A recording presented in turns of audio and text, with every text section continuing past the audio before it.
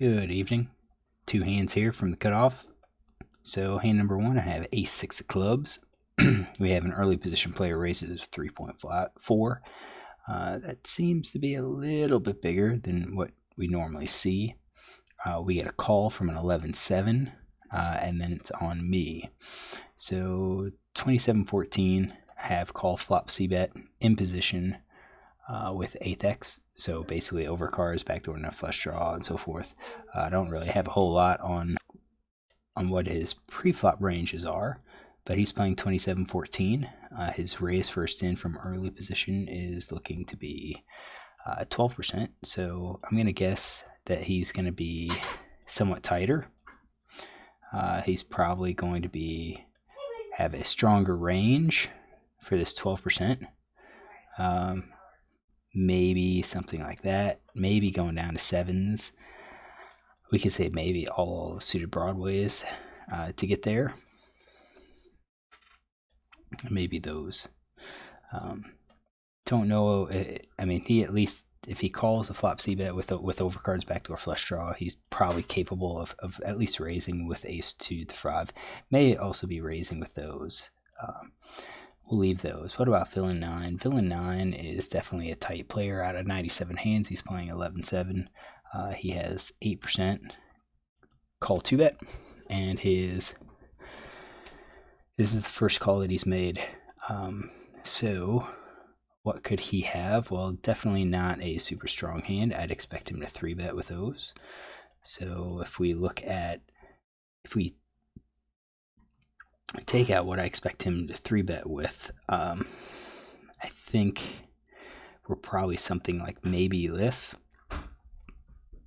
I don't have anything else. That's 9%. That may be a little too tight. He might have all these suited aces too. It's kind of hard to know. So where does my ace 6 fall? My ace 6, I think if I raise, he's probably going to come along with these hands that he was already going to call, and my ace 6 is going to be dominated by his ace jack ace queens. We're going to need to catch an ace to beat the pairs. However, if he has one of these small pocket pairs, we're going to probably be ahead, or at least we can win the pot if the flop comes broadways. What about pre-flop raiser? He does have some of these hands I think he's opening with. I think if we raise, he's probably going to fold a decent chunk of them. So I think we could probably raise. But the downside with raising is that if he calls, then I think that incentivizes the scat to call. So we're probably still going to go three-way with this hand. I think we could easily just fold this hand, go to the next hand, not worry about it. But we could also call. So if we call, we're just going to see what happens. He c-bet 75%, 63% on the flop, and then he basically becomes what appears to be turn honest. So if he c-bets and he folds, we could easily call with anything, planning to take it away on the turn after he checks. What about these guys? If we call, this guy might call and make us out of position. He's playing 36-3. But with these two players already in, and with me contemplating, I'm going to guess that we have some of the bigger cards covered. So I think the only reason to raise is to try to get him out, but I think we would still take him multi-way. So I think calling is probably better than raising. All right, the flop comes out ace high. We hit top pair. So ace of diamonds, 10 of clubs, 3 spades. Obviously, we block ace X hands, and villain 14 checks. And I think that's selling because I think he normally bets, the high frequency. So by him checking, I'm going to take out a lot of these cards. So maybe he's checking pocket pair, below top pair, middle pair because he's afraid of the aces, checking all of those hands. I'm going to guess he'd check maybe a gut shot too. So he's checking 61% of hands. And against that, you can see that I would definitely have him beat because I have aces. Villain 9 checks, and I'm going to say that's probably no surprise. Let's see what his probe is. So on the flop, his probe bet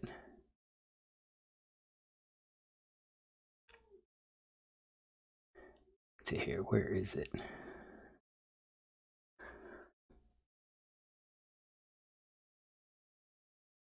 Bet after a limp pot. Nah, I had it. I know I had it. So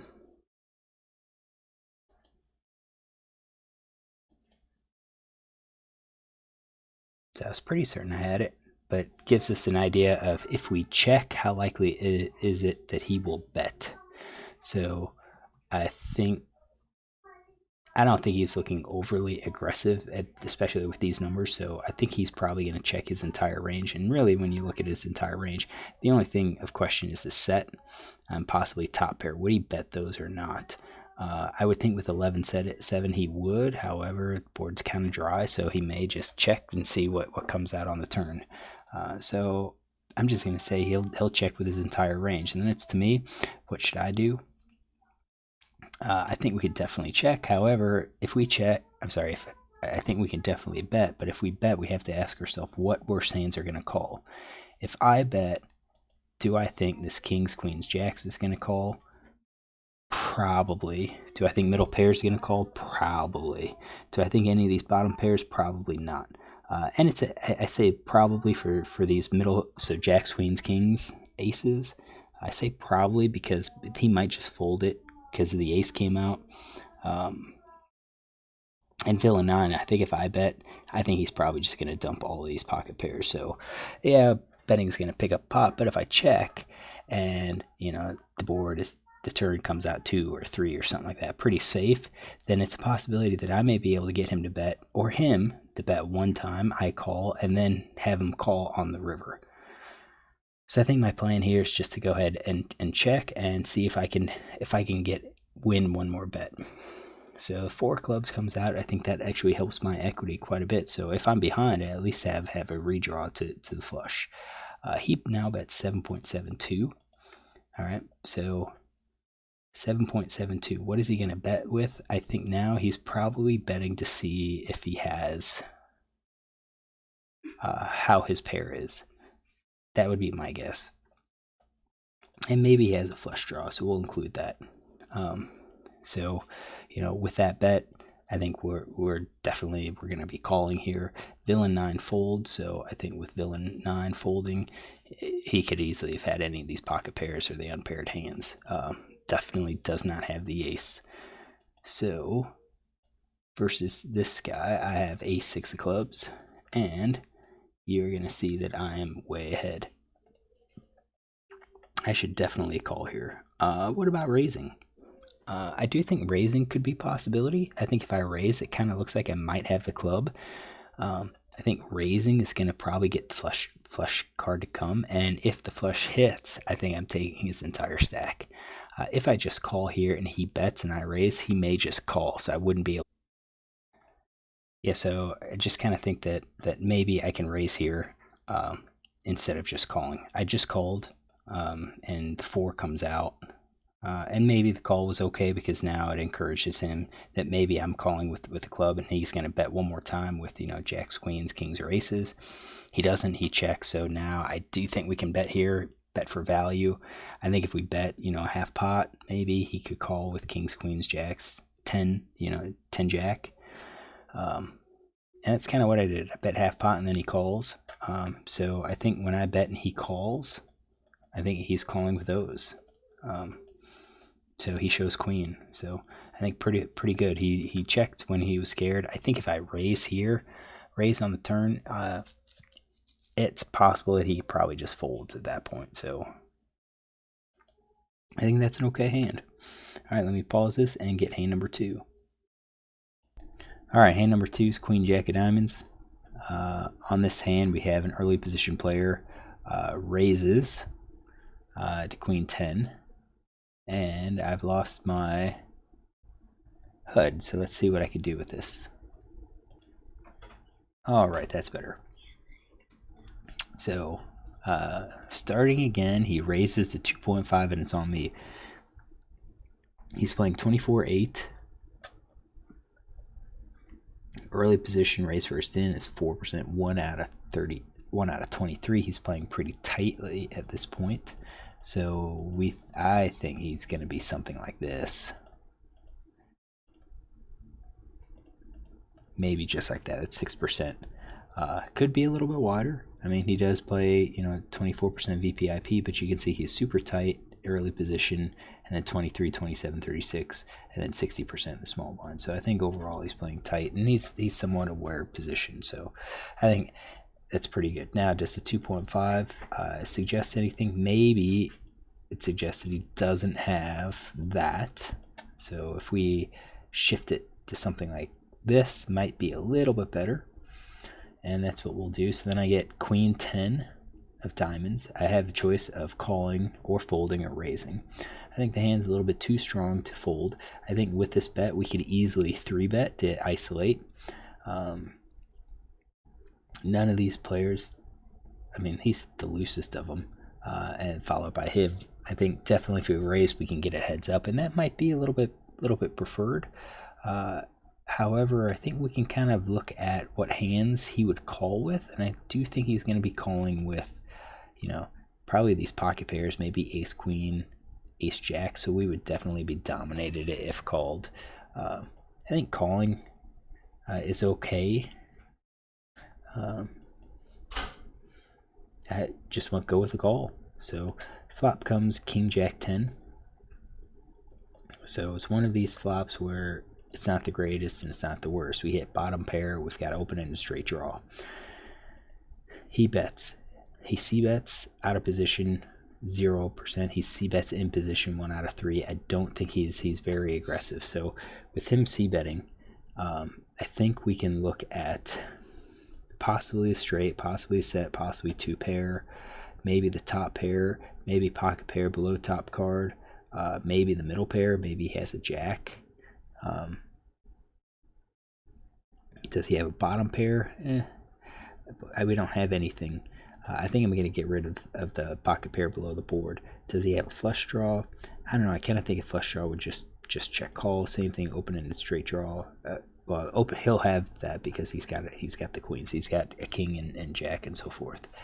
I think when he bets here, he's so strong that he probably has some sort of decent hand. Could have nines, maybe.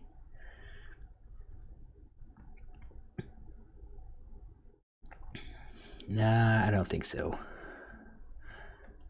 Middle pair is queen jack. I think the queen jack will be part of open and straight draw. All right, so we've got flush draw and pair, flush draw, open and straight draw. We've got the combo draws. Does he bet all those? Maybe with the pair. Maybe any of the combos with a pair. So right now we're looking at 100% of his range. It's on me, what should we do? I guess the question comes, what happens on the turn? I think he hits the board really hard, and we do have it open into straight draw. Could we plan to take this board away, this pot away if a spade comes, if a 9 comes?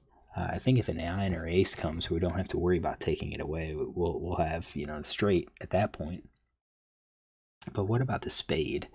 So I kind of think that I don't like raising. I think raising's only going to be called by better, and then we're going to be drawing big time. So is a fold? I think fold's going to be a little bit too tight. So I kind of think we can call here. I mean, I think king queen calls. I think ace king calls. We would probably 3-bet ace king. Ace queen probably calls. Queen jack probably calls. So I think we have quite a few hands that would definitely call. 4 diamonds comes out. That doesn't help us at all, and I don't think it really changes what people have. So now he fires out another bet. What is he going to bet with? I think he and now bet with the size. So does he do it with a straight? I think so. Does he do it with a set with 2 pair? Yeah.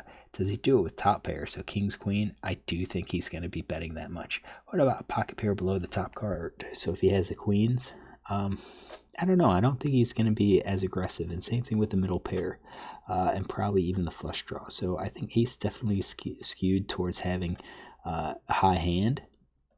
And when you look at my hand, I'm only at 20%. I'm not getting the odds to call. I should probably just fold this hand and be done with it. I think based on his opening range, we're just going to be behind too much. I didn't do that. I raised, and I think this is just kind of a crazy raise because the question comes down to, okay, who's going to call? Set call or straight calls. I bet the set calls. I bet possibly top pair and two pair fold. The top pair that I have is King Queen. He may just go ahead and fold and say, you know what, I'm not going to draw. Two pair could fold. I mean, maybe he just calls everything. And if he calls everything, then we have to think about what's our plan on the river. So if he calls here, I think on the river we are going to have to shove any likely card and hope that he folds. Basically, if a spade gets there, or if like a 4 or a 3 gets there, we're just going to have to shove and hope for the best. He calls, so I'm going to say we're behind. I think we're way behind. Ace gets there, and I think we lucked out. He checks. I think we still have to shove. We have to continue with our plan. We do. He calls. So now, once he has that, he might have the straight, but I do think it's set. Set maybe two pair is what we're looking at. He shows ace king two pair. So I didn't even have ace king in there. But if he had that, I think we're going to go with aces plus kings, or kings plus ace king. And at that point, I just think we were so far behind. I think we're so behind much of his range that I think we just got lucky. We played this very poorly. Should have just folded it on the turn after he fired that second barrel. He's representing strength, and the only thing we can hope for is to catch that straight card. And we weren't even getting the odds to draw to it. All right, so hopefully you enjoyed this hand. It really got lucky. Really sucked up on this one. So look tomorrow for a couple more hands.